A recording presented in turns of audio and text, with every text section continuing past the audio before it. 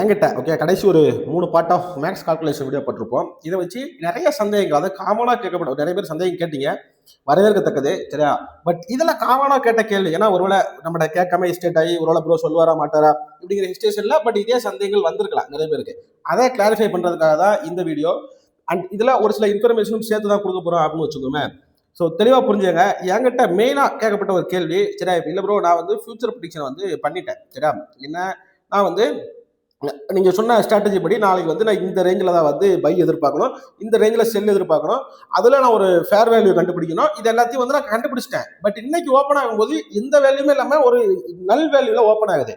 நான் வந்து இப்போ இந்த ரேஞ்ச் இதுல இருந்து ஒரு 150 பாயிண்ட், ஒரு எக்ஸாம்பிள் சொல்கிறேன், இதுல இருந்து ஒரு 150 பாயிண்ட் கீழே வந்துச்சுன்னா நான் வந்து பை எதிர்பார்க்கலாம் அப்படின்னு சொல்லிட்டு இருந்தேன் சரி. ஒரு 150 பாயிண்ட், ஒரு எக்ஸாம்பிள் சொல்றேன், ஒரு 150 பாயிண்ட் கீழே வந்துச்சுன்னா நான் வந்து பை எதிர்பார்க்கலாம் அப்படின்னு இருந்து ப்ரோ. ஆனால் வந்து ஆக்சுவலாக நடந்தது பார்த்தீங்க அப்படின்னா அது 2% 3% கேப் டவுன்ல ஓப்பன் ஆயிருச்சு அப்படின்னு சொல்றாப்ல.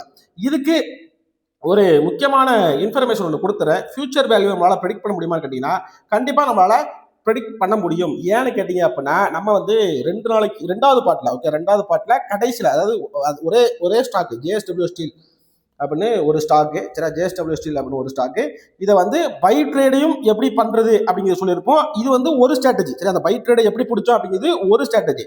ரெண்டாவது ஸ்ட்ராட்டஜி படி எங்க இருந்து நான் செல்ல எதிர்பார்க்கணும், அதே மாதிரி செல்லு தான் ஆகும் அப்படிங்கிறத எப்படி பிடிச்சோம் அப்படிங்கிறதையும் நான் டீட்டெயிலாக எக்ஸ்பிளைன் பண்ணியிருப்பேன். ஸோ இதுக்காக தான் நான் எல்லா வீடியோவும் சொல்றேன். என் வீடியோ ஃபுல்லா பாருங்க சரியா.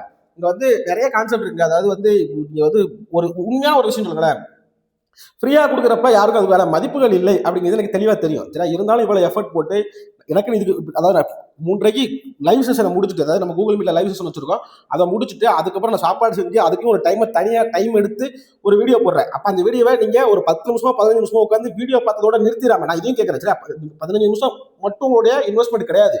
இதுக்கப்புறம் நீங்க ஒரு மணி நேரம் அதை பேக் டெஸ்ட் லைவ் டெஸ்ட் பண்றீங்க தெரியுமா, அதுதான் மேஜர் இன்வெஸ்ட்மெண்ட். அண்ட் இது வந்து மெயின் கொஸ்டின். இதுக்கான கிளாரிஃபிகேஷனை நான் கொஞ்சம் டீட்டெயிலாக எக்ஸ்பிளைன் பண்ணலான்னு இருக்கேன். இந்த வீடியோ ஃபுல்லாக பாருங்க ஓகே.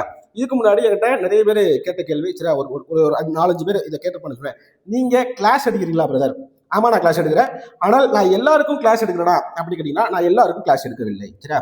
உங்களுக்கு ஒருவேளை நான் வந்து கம்ப்ளீட்டா மார்க்கெட்டை புரிஞ்சுக்கணும் அப்படின்னா எல்லாத்துக்கும் ஒரு ஆப்பர்ச்சுனிட்டி இருக்கு. என்ன ஆப்பர்ச்சுனிட்டி அப்படின்னு கேட்டீங்கன்னா நம்ம டைமண்ட் மெம்பர்ஷிப்ல கம்ப்ளீட் மார்க்கெட் ஸ்ட்ரக்சர் சரியா, கம்ப்ளீட் மார்க்கெட் ஸ்ட்ரக்சர், அதை விட ஒன்றும் கிடையாதுங்க. இதுதாங்க ஆப்ஷன், இப்படிதாங்க ஃபியூச்சர். அதாவது ரொம்ப சிம்பிளிஃபைடா இங்க கால்குலேட் பண்றது, அது பண்றது, இது பண்றது அப்படிங்கிறது எதுவுமே கிடையாது ஓகே. நீ கிளாஸ் எடுக்கிறீங்களா ஓகேவா, நீங்க இந்த ஸ்ட்ராட்டஜி மேக்ஸ் கால்குலேஷன் போடுறேன் இல்லையா, இந்த ஸ்ட்ராட்டஜி நீங்க ஃபாலோ பண்ணீங்களா அப்படின்னு கேட்குறாங்க. பேசிக்கா நான் இந்த ஸ்ட்ராட்டஜியை முன்னாடி ஃபாலோ பண்ணிக்கிட்டு இருந்தேன், இப்போ நான் அதை ஃபாலோ பண்றது இல்லை. ஏன் பண்றது இல்லைன்னா இதை விட அட்வான்ஸா ரொம்ப சிம்பிளிஃபைடா இவ்வளவு தாங்க மார்க்கெட் அப்படிங்கிற அளவுக்கு நம்மகிட்ட ஸ்ட்ராட்டஜி இருக்கு. அதைத்தான் நம்ம ஃபாலோ பண்றோம். இதைத்தான் வந்து நம்ம கூகுள் மீட்ல லைவ் செஷன்ல டெய்லி பேசிஸ்ல பண்றோம் அப்படின்னு சொல்லிக்கிறேன். அதே மாதிரி இந்த ட்ரேடிங் அப்படிங்கிறதே வந்து இங்க நிறைய பேருக்கு காரணம் புரியல சரியா.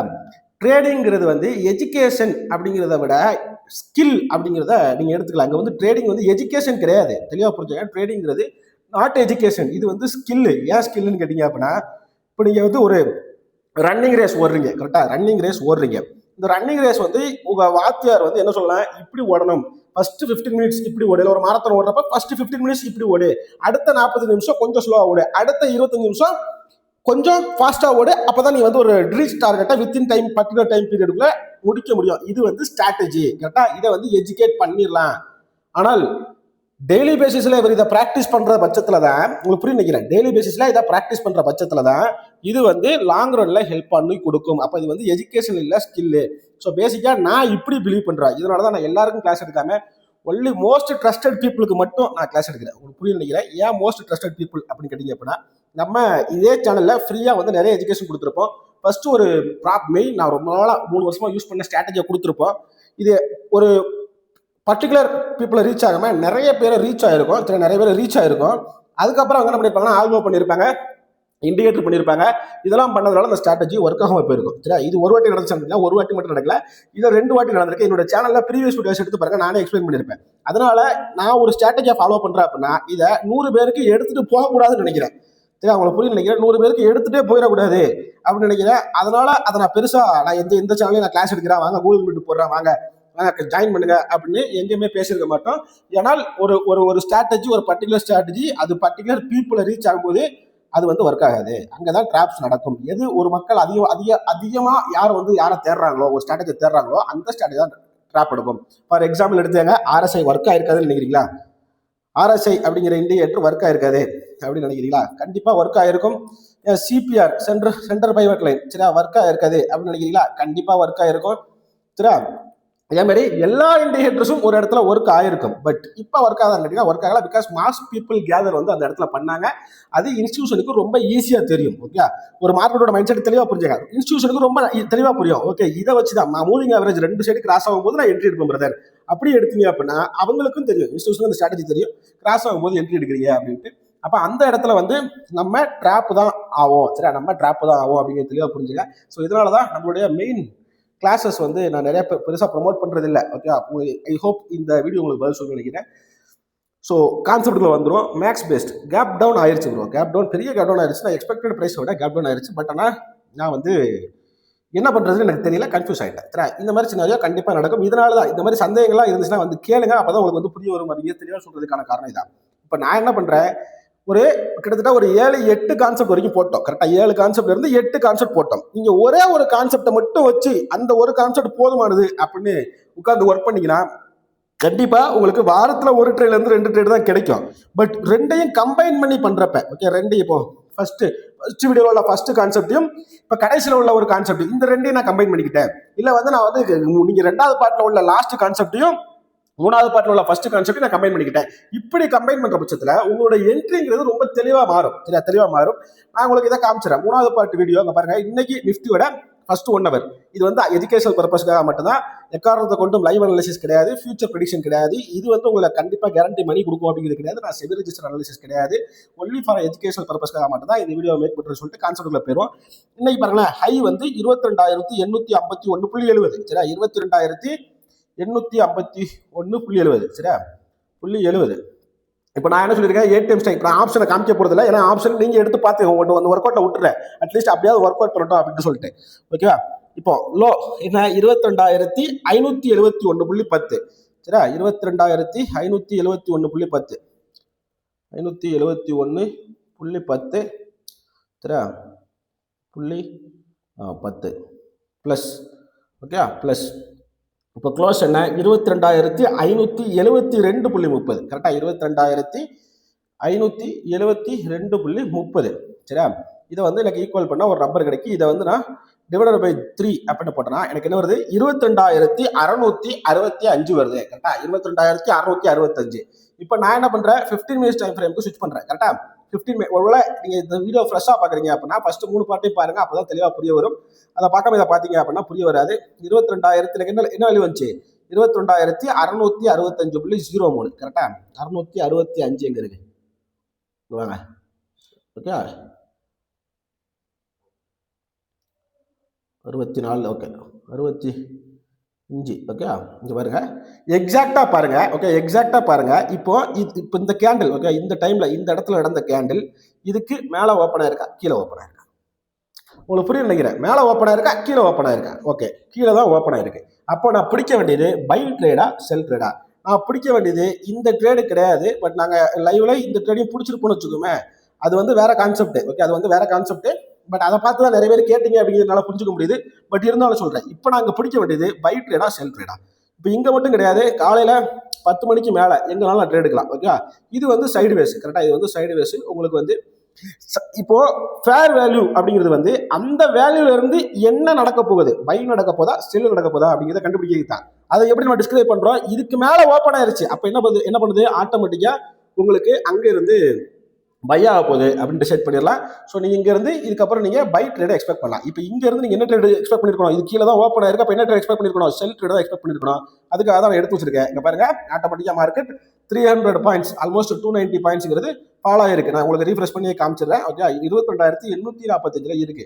ஓகே, அப்போ கேப் டவுன் ஆனாலும் சரி கேப் அப் ஆனாலும் சரி அந்த வேல்யூங்கிறது உங்களுக்கு முக்கியமா தேவைப்படும். தெளிவா புரிஞ்சுங்க. நான் திருப்பி சொல்றேன் இந்த கான்செப்டுக்காக தான்.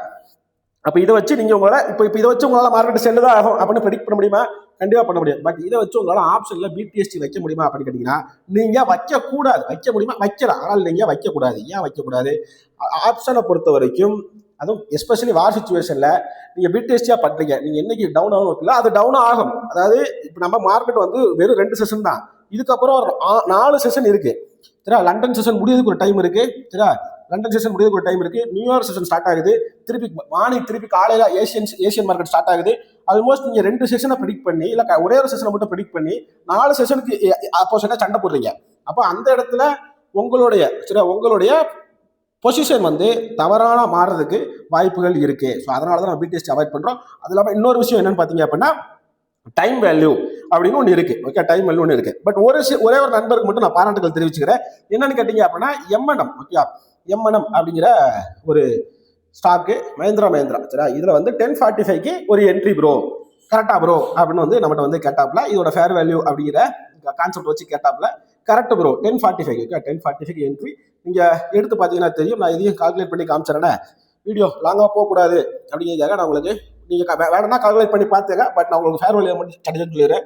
3019 கரெக்டா, 3019.70 ப்ளஸ் நான் மொபைலில் கால்குலேட் பண்ணுறேன், அதனால் அப்படி இருக்கு சரியா. 2956 2956.80 ஓகே, 80 2968 க்ளோஸு, 2968 க்ளோஸு.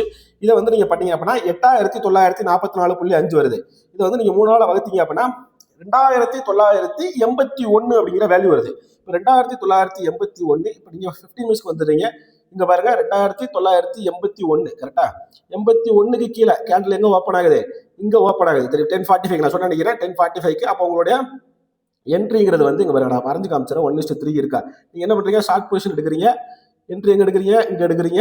உங்களுடைய எஸ்எல் எங்க வைக்கிறீங்க, அந்த ப்ரீவியஸ் 15 மினிட்ஸோட லோல வைக்கிறீங்க. ஓகே, ப்ரீவியஸ் 15 மினிட்ஸ் லோ வந்து வைக்கிறீங்க.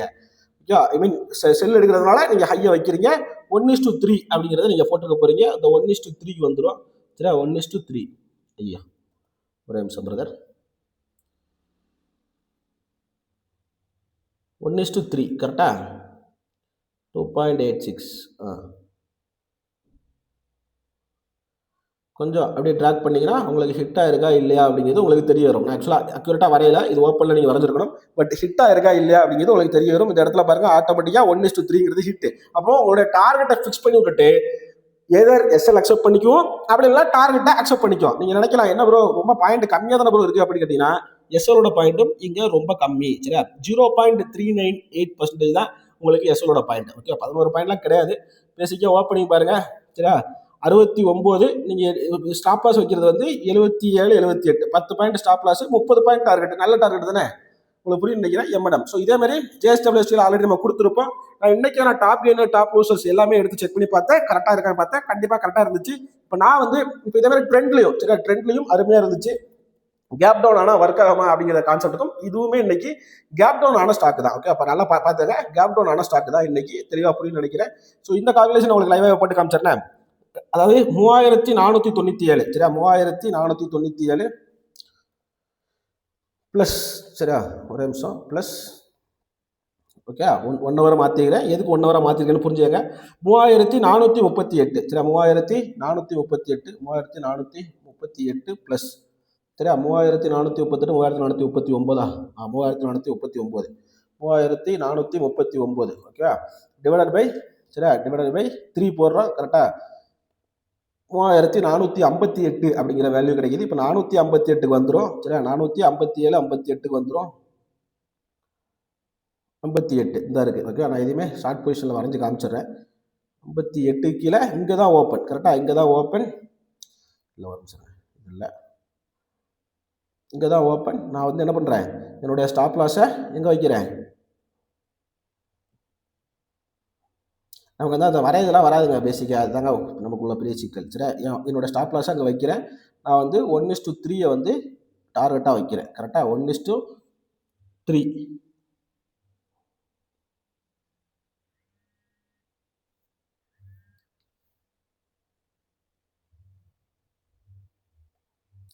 So you can check for the target சரியா. You can check for the target. எனக்கு வந்து ஹிட் ஆகலை சரி, எனக்கு வந்து ஹிட் ஆகவில்லை அப்படின்னு தெரிய புரிஞ்சுங்க. பட் இருந்தாலும் நான் இங்கே வரைக்கும் வச்சிருந்தாலும் நான் ஒரு நல்ல டார்கெட் தான். இன்ட்ராடேல எனக்கு ஹிட் ஆகலை. ஓகே, எனக்கு ஹிட் ஆகலை. நான் இன்ட்ராடேல எனக்கு பேசி எங்கேயே முடிஞ்சிடும், அதனால இங்கே வச்சுருக்கேன். 2.5 இது நல்ல ட்ரேடான்னு கேட்டிங்கன்னா ஆட்டோமேட்டிக்காக நல்ல ட்ரேட் தான். அப்போ ஒரு ட்ரேடருக்கான அழகு என்றைக்குமே நான் எஸ்எல்ல போட்டு விட்டுட்டு சரி, எஸ்எல்ல போட்டு ஒன்று எஸ்எல் அடிச்சா பரவாயில்ல, டார்கெட் ஹிட் ஆகட்டும் அப்படின்னு உட்காரதா அழகு. பட் இன்ட்ராடே பேசிஸ் இது நடக்கல. பட் நாளைக்கு ஓப்பன் ஆகும்போது பாருங்க அந்த 1:3 வேல்யூ வருதா வரல அப்படின்னு செக் பண்ணி பாருங்களேன். அப்போ என்னைக்குமே ஒரு ஸ்ட்ராட்டஜியை கத்துக்கிட்டு அதை விட்டுட்டு போறத விட அதே மாதிரி இன்னொரு விஷயம் சொல்லிக்கிறேன். இன்னைக்கு ஒர்க் ஆச்சு அதனால இது கண்டிப்பா நாளைக்கு ஒர்க் ஆயிரும் அப்படிங்கிறது இங்க கிடையாது. சரியா? இதனால சொல்றேன் இது ஸ்கில். ஒரு ஸ்கில்லை மாஸ்டர் பண்றதுக்கு குறைஞ்சது எந்த ஒரு ஸ்ட்ராட்டஜியா இருக்கட்டும் குறைஞ்சது 3 மாசம் தேவைப்படும். சரியா? அதை ஃபார்வர்ட் டெஸ்ட் பண்ணி அந்த 3 மாசம் ஒர்க்கா இருந்தால் மட்டும் அடுத்த வரக்கூடிய காலத்துல அது ஒர்க் ஆகும் அப்படிங்கிறத தெளிவா புரிஞ்சுங்க. அதை நீங்க மாஸ்டர் பண்றதுக்கு உங்களுக்கு 6 மாசம் தேவைப்படும். சரி, 6 மாசம் தேவைப்படும். நீங்க வேணா எக்ஸ்பீரியன்ஸ் ட்ரேடரை வந்து கேட்டு தெரிஞ்சுங்களேன். நான் அவ்வளவு பெரிய எக்ஸ்பீரியன்ஸ் ட்ரேடர் இல்லைனாலும் பரவாயில்ல, கேட்டு தெரிஞ்சுங்க. உண்மையில அது மாதிரி ஒன்ஸ் நீங்க அதுக்குள்ள அந்த 6 மாசம் அடாப்ட் பண்ணிக்கிட்டீங்க அப்படின்னா அதுல இருந்து வெளியே வருவது ரொம்ப கஷ்டம் அப்படிங்கிறது தெளிவா புரிஞ்சுங்க. அதனாலதான் இன்னும் நம்ம நிறைய பேர் கேண்டில் ஸ்டிக் பேட்டர் விட்டு வெளியே வராம பிரைஸ் ஆக்ஷனை வச்சு இன்னும் சுத்திக்கிட்டு இருக்கோம். பட் அதெல்லாம் ஓல்டு வேஸ்ட் வீடியோ அப்படிங்கிறத தெளிவாக புரிஞ்சுக்காங்க. ஸோ இதை வச்சு நிறைய கான்செப்ட் இருக்கு. பட் நீங்கள் ஒருவேளை நல்ல ரெஸ்பான்ஸ் இருந்தால் மட்டும் கண்டினியூவாக போடுவோம் அப்படிங்கிறத நான் தெளிவாக சொல்லிட்டு வீடியோ முடிச்சுக்கிறேன். நன்றி, வணக்கம், தேங்க்யூ ஸோ மச்.